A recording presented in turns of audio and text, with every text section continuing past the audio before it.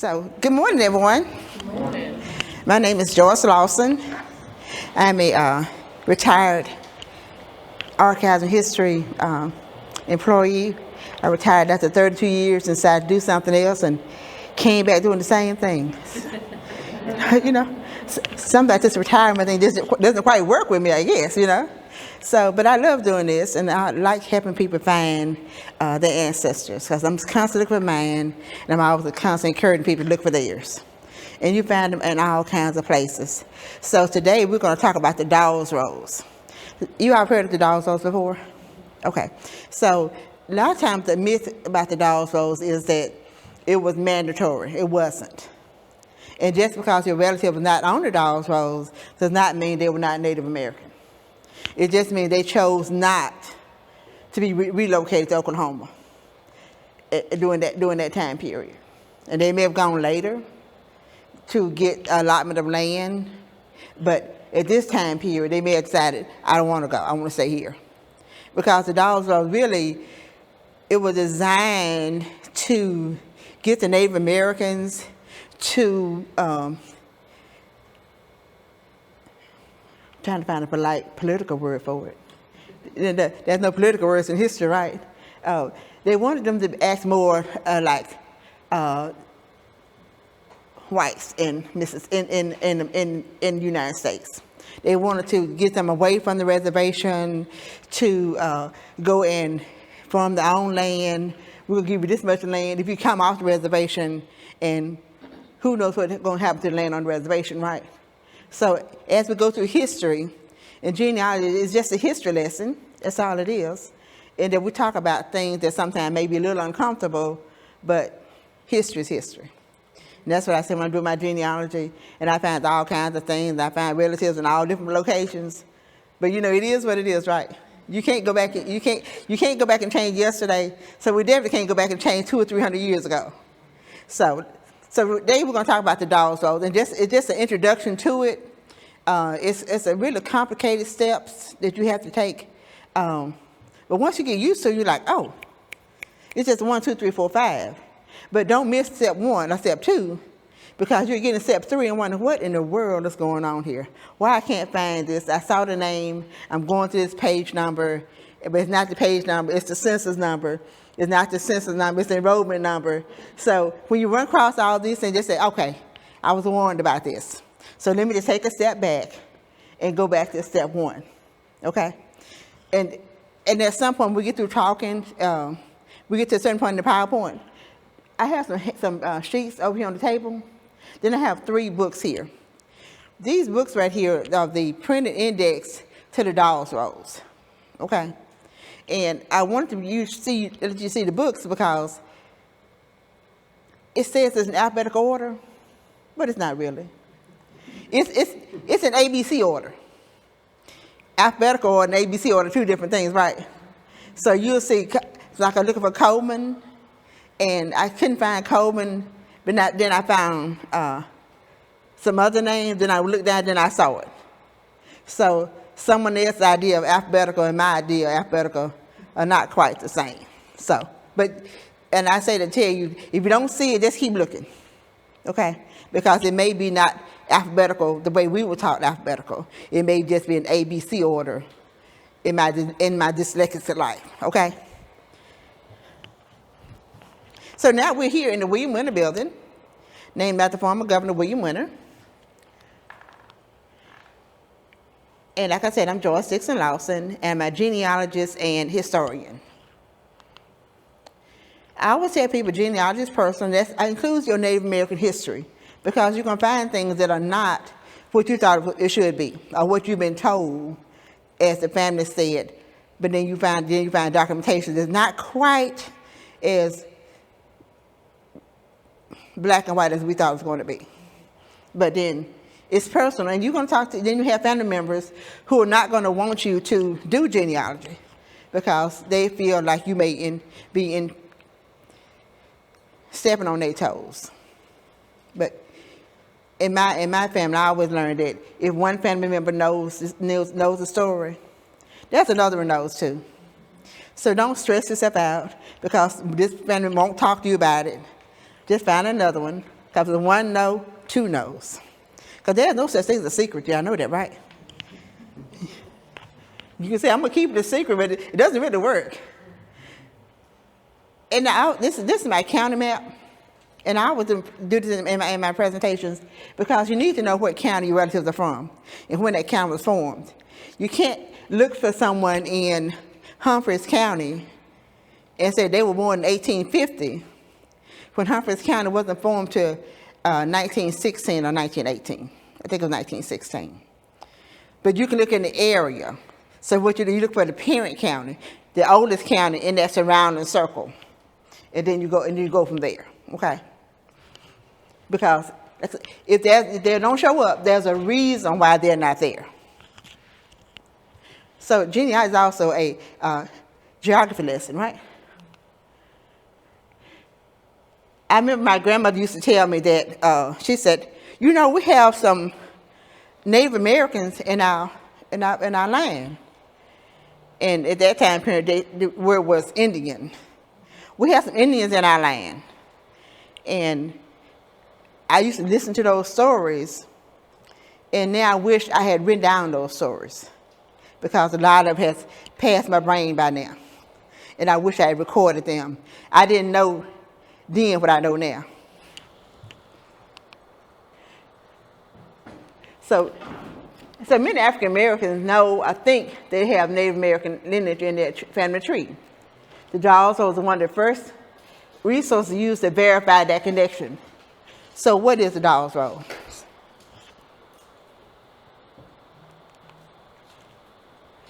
The Dawes Rolls Act of 1887. So this was authorized by the president, and went through the Congress, and what they were saying was if you signed up to go to Oklahoma, the Oklahoma Territory, we would give your family so many acres of land. And so you won't have to live on the reservation anymore. You can become more civilized. And that's not my word, that's their word, okay? So that's why you get the 5 civilized tribes. But if you notice, it says they came to define tribal belongings in their terms of blood quantum.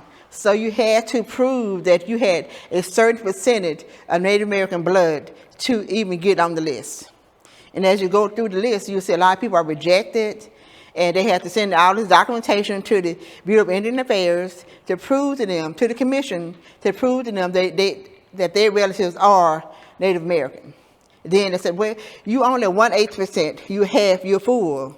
And as we go through the Dawes Rolls, it's going to show you the list, how they do it. It's a list for full blood, minor, freedman, married, and all that. No. Okay. Just because you're on the list, and you're going to see some that say rejected or accepted, just because you signed up does not mean that you were approved. Because plenty of them were rejected, okay? And a lot of people died before they could even get to Oklahoma.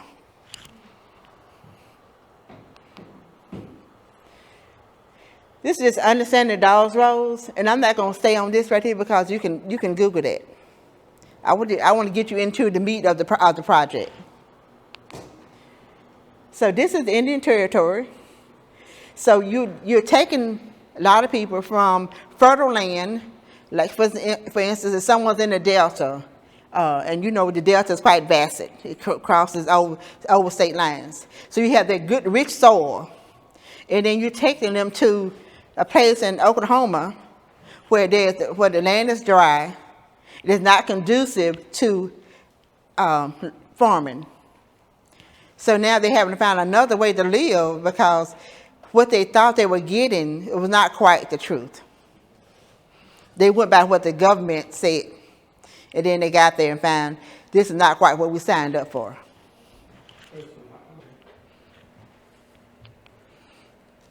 So we look at the index to the Dawes Rolls. This is what the index looks like. This is just for Choctaw. I'm trying to get out the way so you all can see. And it said in the table of contents, it tells you There are corrections. There's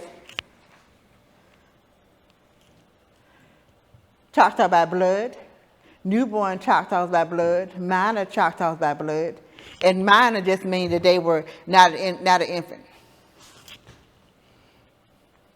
Choctaws by marriage, Choctaw freedmen, minor Choctaw freedmen, Mississippi Choctaws, newborn Mississippi Choctaws, and minor Mississippi Choctaws. You have to look at each one of these indexes to find your person. If you don't find them, just keep going. Then sometimes you will see them, a person that's listed on the Choctaw rolls, and in print it'll say from the Chickasaw Nation. Okay? So this is how the Choctaw Freedman roll looks. And on the table, when we get to a certain point, you all can look at on the table over there and get a printout, because it tells you. Ooh, that's bright.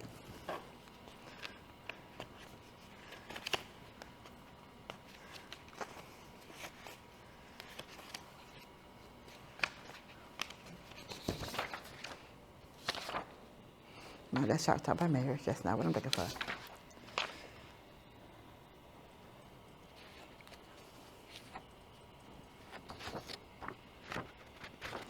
Let me just walk on over here.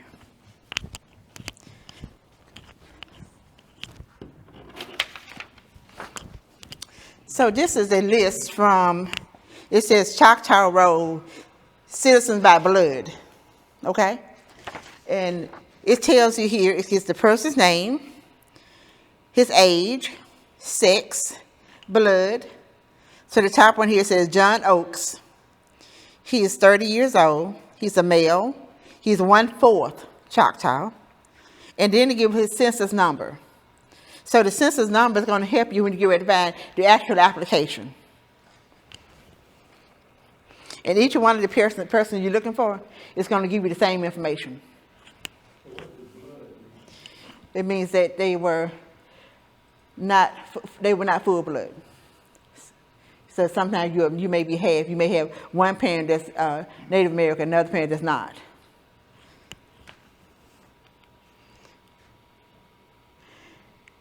On the Freedman's roll, it shows you, when you're doing genealogy, especially African Americans, it'll show you the slave of. And they give you the name of the slave owner. Some of them don't because they're too young, and some of them have old enough they don't remember who their slave owner was. The one thing about the Dawes rolls is that when it says freedman, it doesn't necessarily mean a freedman who's been released from in servitude from a planter or something like that. These freedmen were freed from their Native American holders. And a lot of times a lot of people get confused. They said, but they were living on the reservation, but Native Americans also had slaves.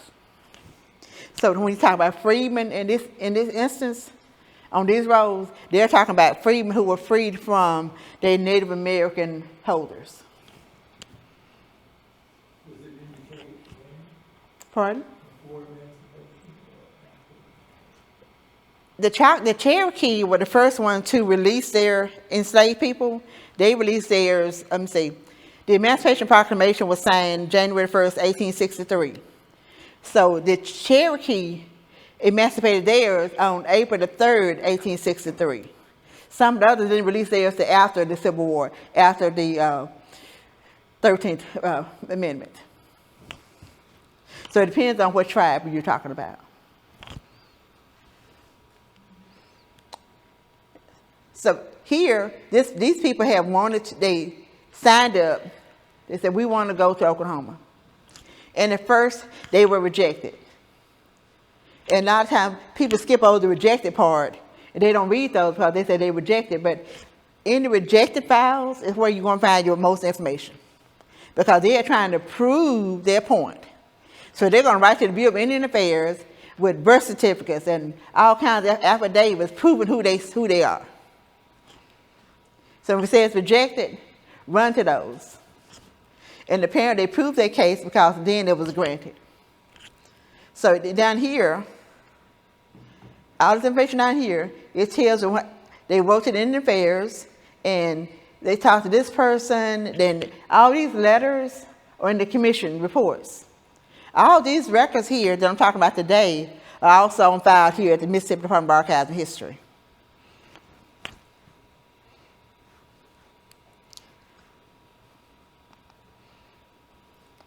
Like I said, it wasn't a mandatory settlement.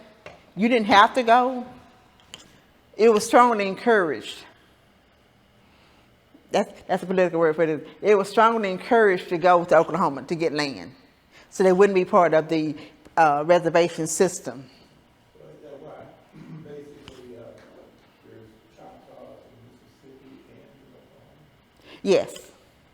So everyone didn't go. So we know that there's a large population of Choctaw in Mississippi, especially in Philadelphia. Do they relate to one another? I'm sorry, say it again. Do they relate to one another? I don't know. Claim each other? That I don't know.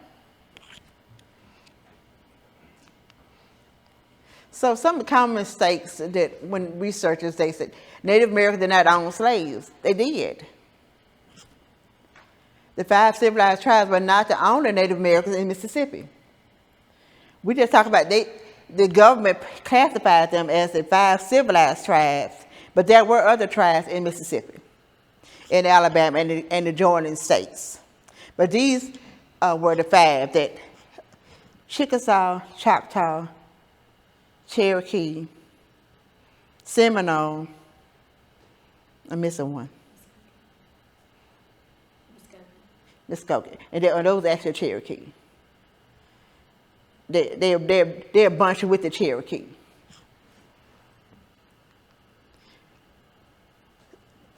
So a lot of times people want to know, where did my ancestors go? So even though some of them they didn't join the Dawes rolls, but they're no longer in Mississippi. So different time periods we had migrations. And especially we had a lot of migrations after the Civil War. You would see a lot that says gone to Texas, or they gone to the north. And everyone said they went to Chicago. Not everyone went to Chicago, and not everyone went to Texas. Even though Texas is the biggest state, has most land, not everyone went to Texas. It all depends also on the time period.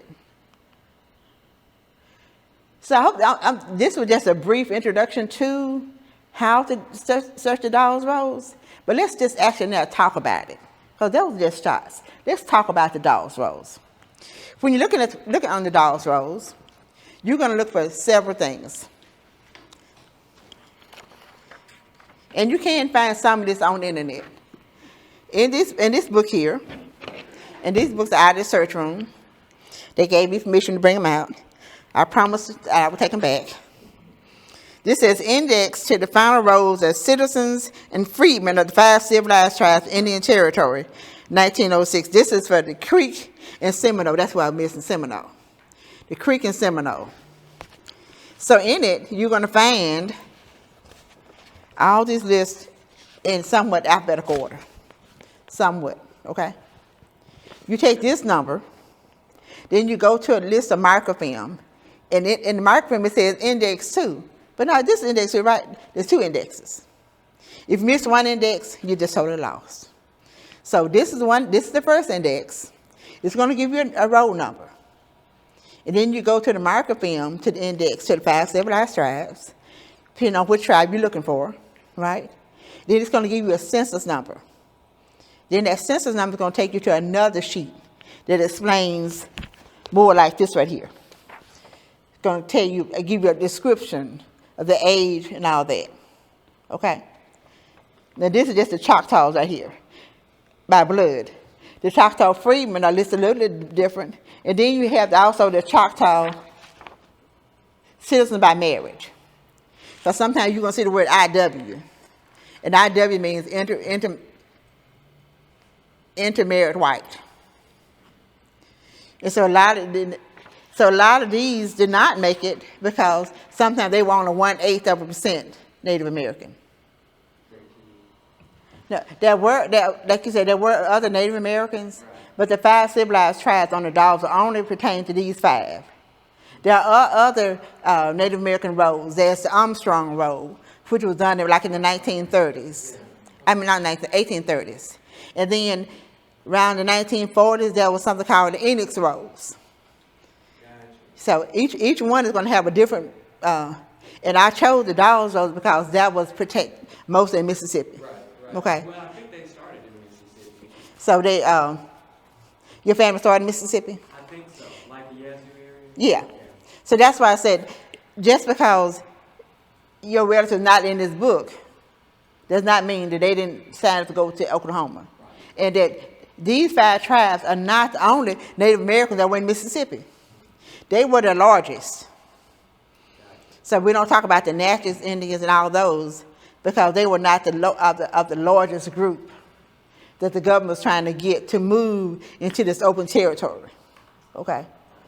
Yeah. So there's also, in archives, there's a book, sometimes people go through and they're doing genealogy and they'll compile lists of different sections. They may take out just one part of the Dawes Roads and list all the people in this area that went to Oklahoma. And then there's another whole section of what happened when you went to Oklahoma. There was another turnaround there because even though the question, and one of the questions always is that why are there freedmen on the Dawes Roads when they are not Native American, right? So part of the Reconstruction Act was they were trying to get African Americans also to move into the territory. So that's why you found a lot of Native Americans in the Oklahoma area territory because they were trying to move more people out. And there are a lot of people who wanted to go. And they said, well, you're not Native American, but we're going to make an exception for some of the African Americans. That's not the term they use then, but some of the African Americans, because we want them to move out of this area and move over to Oklahoma. There were some Caucasians under that link that went to Oklahoma because this also gave land to a lot of Caucasians who lost land during the Civil War. So they didn't have land. So a lot of them also, there was a clause in there for some of them, they're not listed in the books. You just have to know it, or dig it up, you know. There are a lot of them that also went to Oklahoma because they were indigent. Whatever word I'm trying to say. That's the word I'm trying to say, yes. So to give them some land, it's just like the Bureau of like the Freedmen's Bureau. So you heard of the Freedmen's Bureau, right? So it was formed right after the Civil War. And it not only helped blacks, it also helped former planters or those who didn't own land. Because not every Caucasian owned slaves. Not every Caucasian had a large bunch of property. So during the war, lots of people lost their property, what the property had. A lot of them lost that property, right? So part of the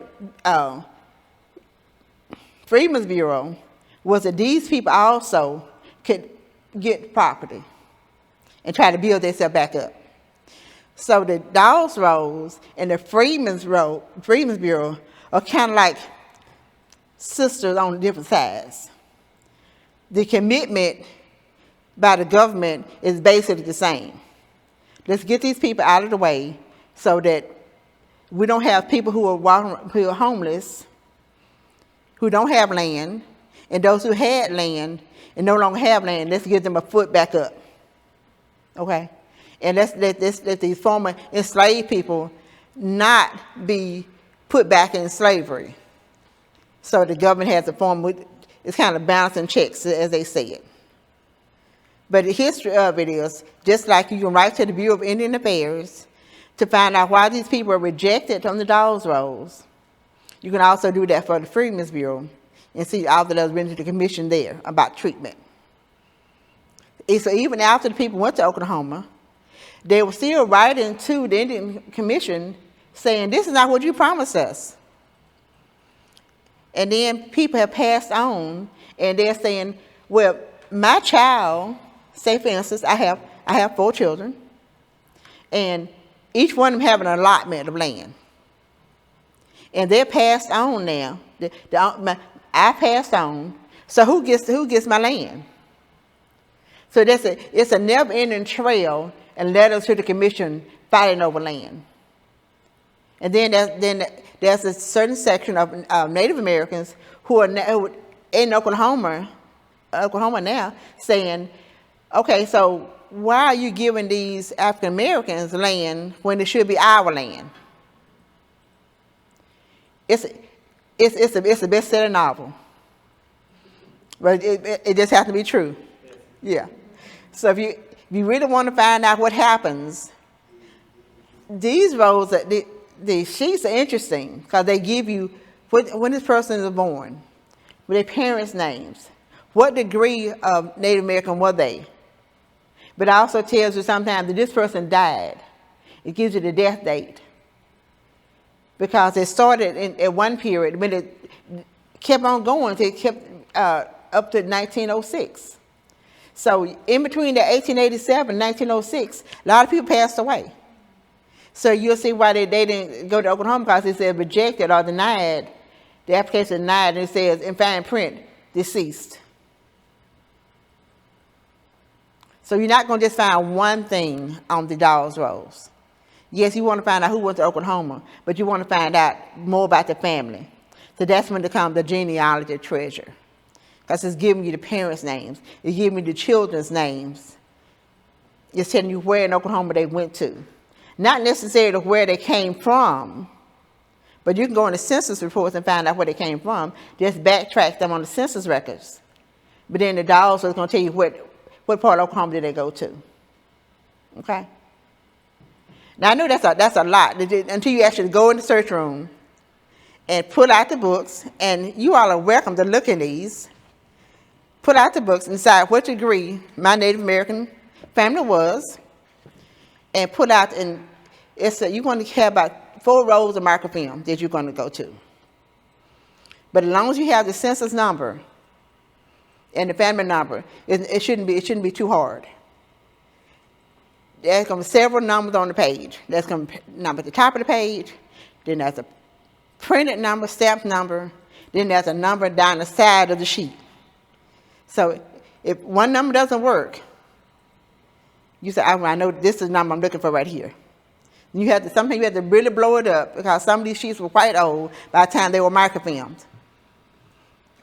But it's worth it. It really is worth it. Start out with the family name and then, or a surname. Right, you're going to start out with your surname. And it's going to tell you, like, if I was looking for myself, and my maiden name is Coleman, and I would look for who in my family would have been an adult in 1880s. But then I would have to have already started my genealogy from 1950 and gone down, because the names change. There wasn't anything else like Social Security, so people frequently change their names. Their names are spelled the way they sound. So if you see Coleman, you see Coleman, you see Colman or Colmon. It all depends on what you hear when I say the word. That's why a lot of times I use the sound X, and automatically sound X in my head, which is a hazard, of being in this field so long. People tell you their name, they automatically sort of sound X in their name.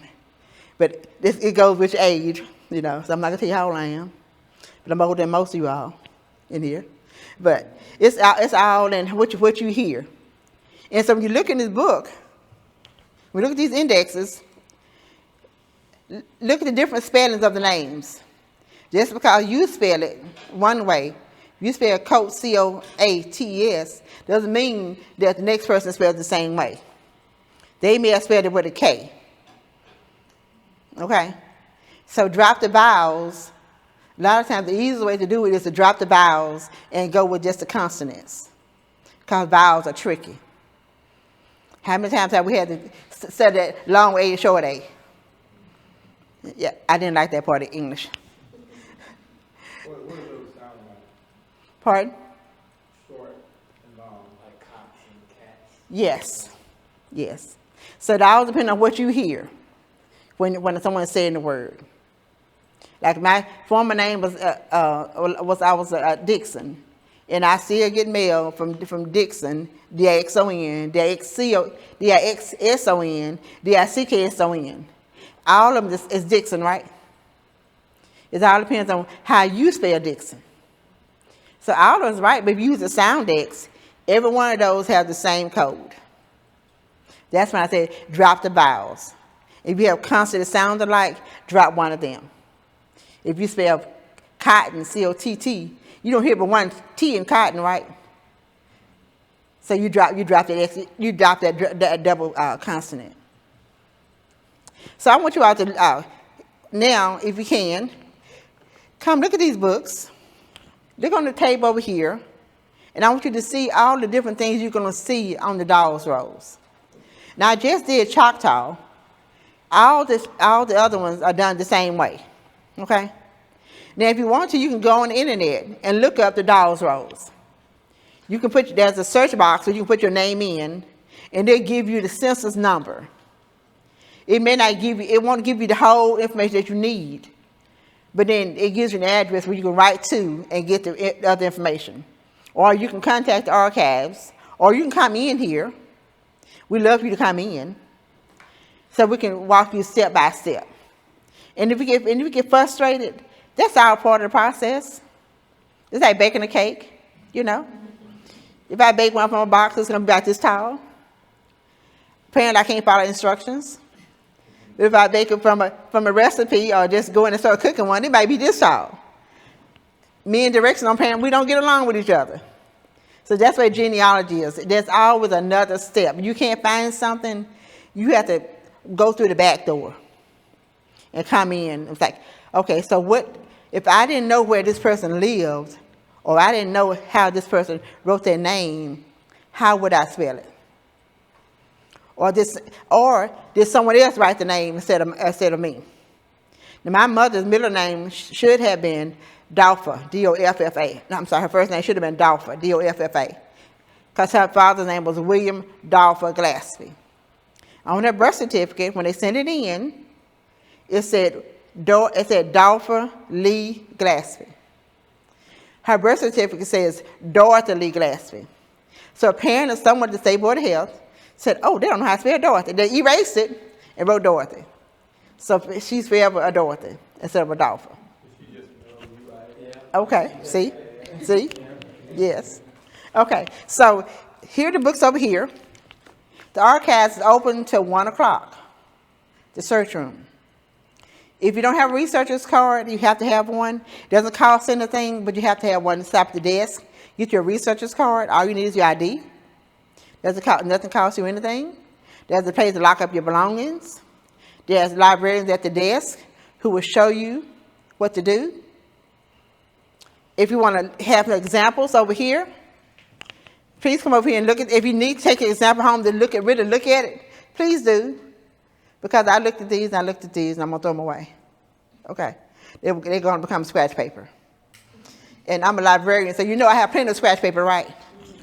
My poor husband. He gets so sick of paper and books. They're everywhere. This is what happens when you marry a librarian and historians. You're going to have books, pencils, and paper everywhere in every room. The kitchen, in the bathroom, it doesn't matter. You know, wherever my thought process goes, that's where my books goes. I found that out too. Yes. There are no books in my truck. There are no books in my husband's trucks. He used to constantly bring the stuff in. Did you leave this? I wanted you to stay in there. So when I go hunting with you, and you out there hunting, I can be doing my research. You're sitting there, you know, with my hunting utensils in my book. You go with your husband when he's hunting squirrels. I don't know what he's hunting out there. Yeah, don't care. All I know is I have my rifle, I have my phone, my snacks, and my books. You know. Yeah, I have my priority. He has his. Better than most women. Most women don't bother to go. Well, it's fun. You know, sometimes I have a shovel because I see dandelions and all those things, you know, alongside the road. You know, they're on the easement now. I'm not going to anybody property. They're on the easement. You know, so I can go dig those up. I got my little bag in the truck. Those flowers going home with me. Yes, yes. So that's my form of hunting. You know, so but I do know how to do all the other stuff now. I know how to process and all that kind of stuff. Because I am from Vardaman, Mississippi, which is about this big. And you're exactly right. That's where I'm from. The sweet potato capital of the world. So I know all about all the process and everything. You know, I didn't just wake up one day and had on this pretty dress, you know, and walking around this big city, Jackson. I'm from Vardaman. If you close your eyes one time, you miss the whole town.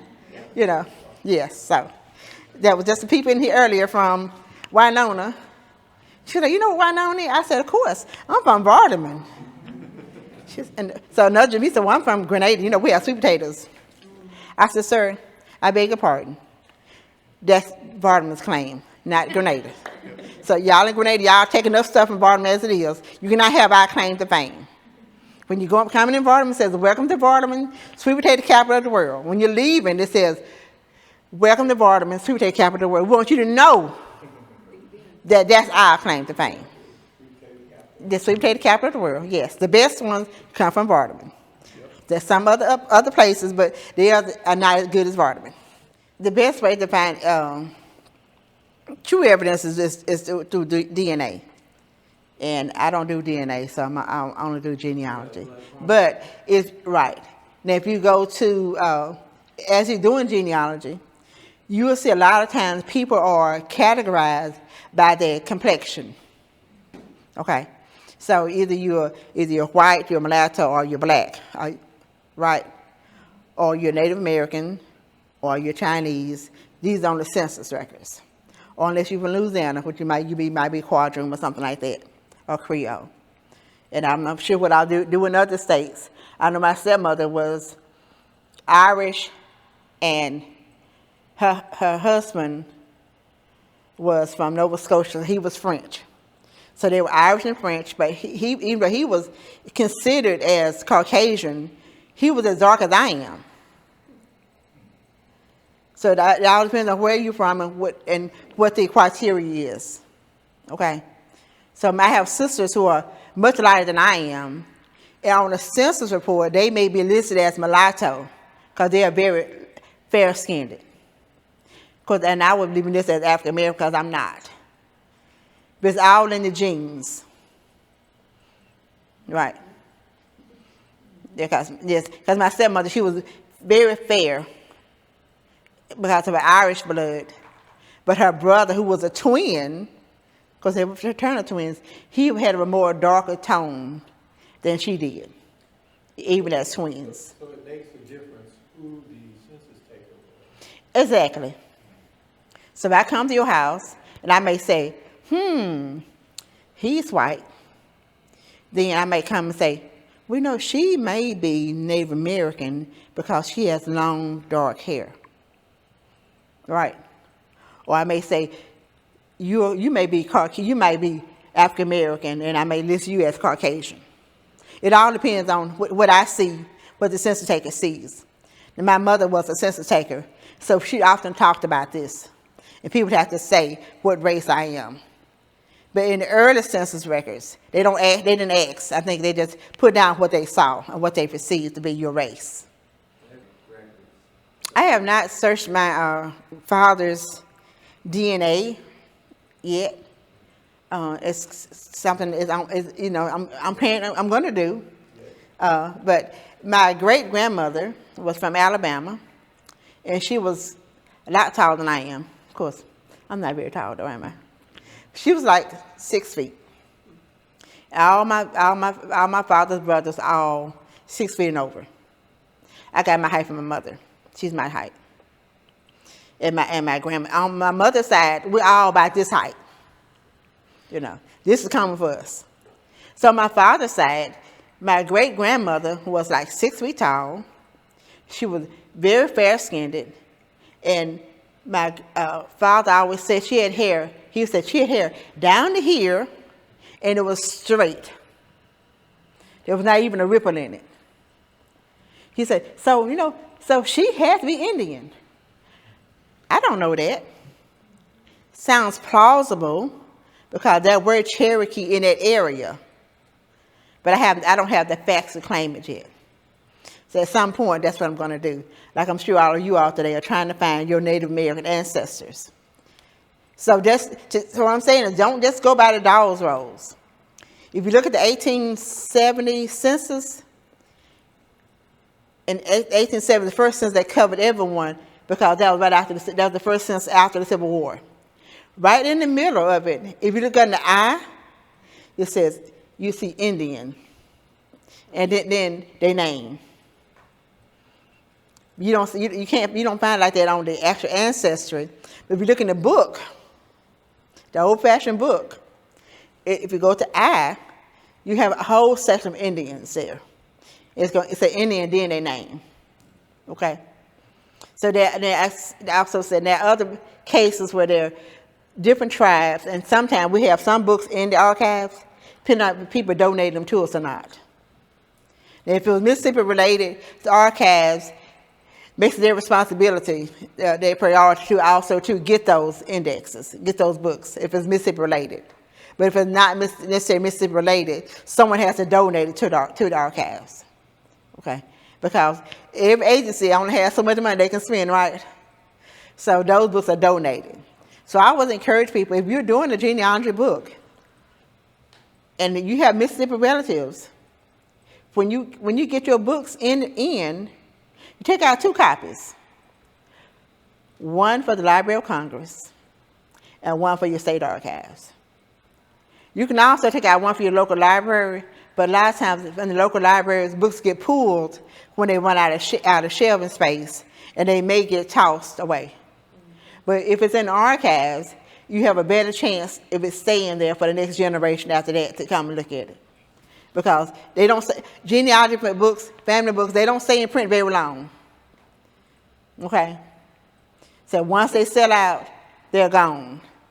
But if you come to the archives and you donated your book, then your family will come here 20 years ago now and say, my family donated the book, and just go to the card catalog online. You know, when I first worked, it was on the card.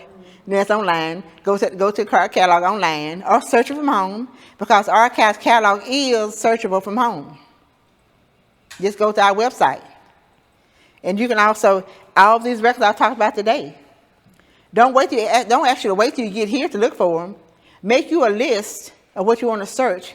Go to our catalog, make you a list, then come in to maximize your usage time. Okay?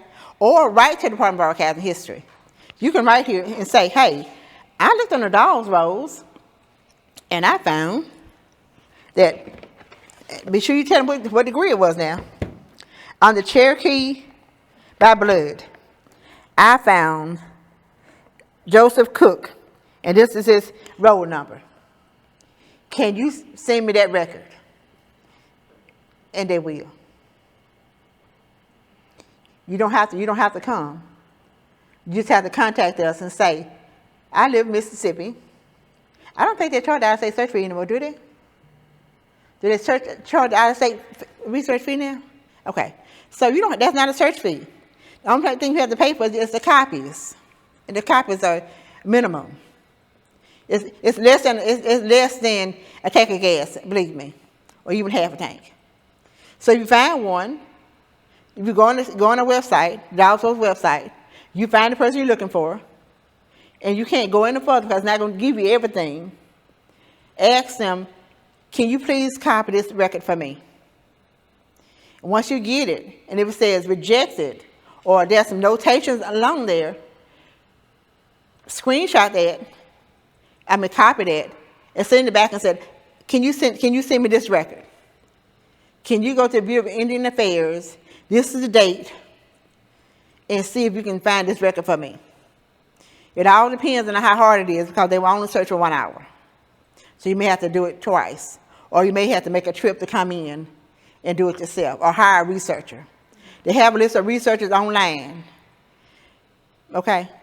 So there's no reason why you don't search. It's free. You can come in, or you can email them, or you can write a letter. Any form of communication they will take, and they will do the search for you for 1 hour.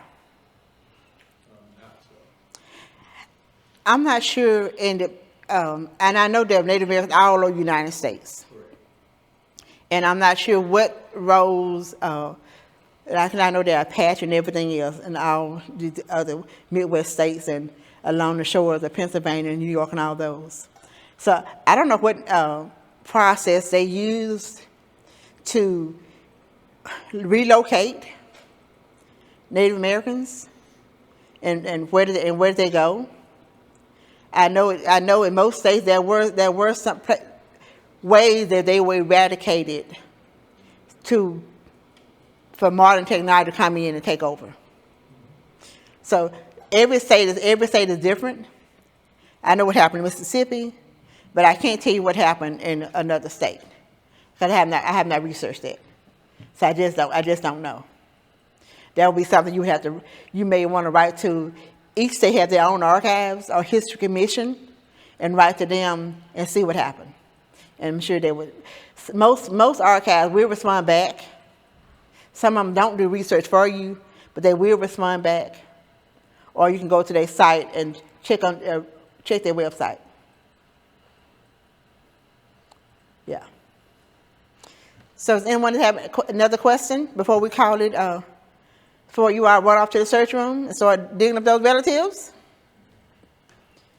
No? Okay. So like I said, I cannot tell you everything on the Dawes rolls in an hour. Because it is a step-by-step process that maybe at some point we can have a workshop. We can go into the room, and each person will choose a name. There are enough machines in there to do it. Well, this many people. We can go in and everybody choose a name, and we can actually go through the actual process.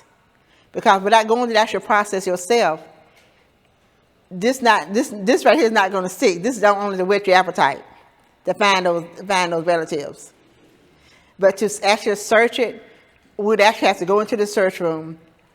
You get your index. Then you go to your next index on microfilm. Then you go to your next census number. Then you go to the actual page.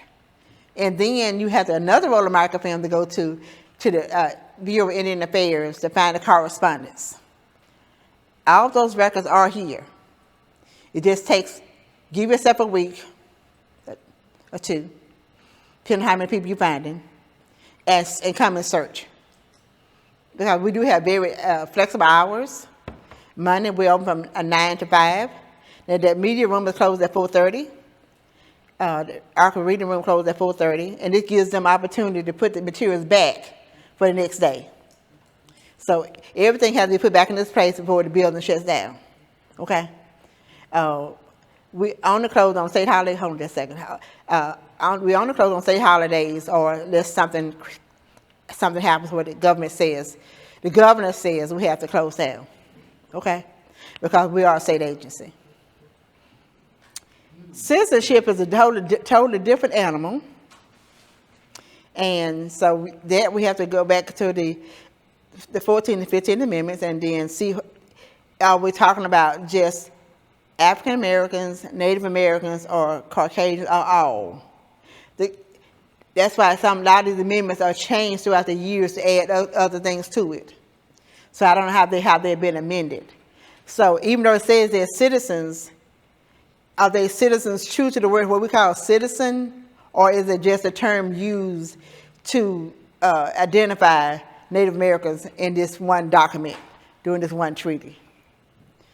So I just can't tell you they were citizens without knowing what time period or what the government said at that time period. So they may be in that person's collection, and once you know the president's name, you have the date. You can contact their library and see if there's a letter from her to him, or someone who wrote a letter on her part to him, or a letter to the Bureau of Indian Affairs, because it sounds like it has to be a two-part process, that she had to write to the Board of Indian Affairs, the Bureau of Indian Affairs, and then that letter was then transferred to the president.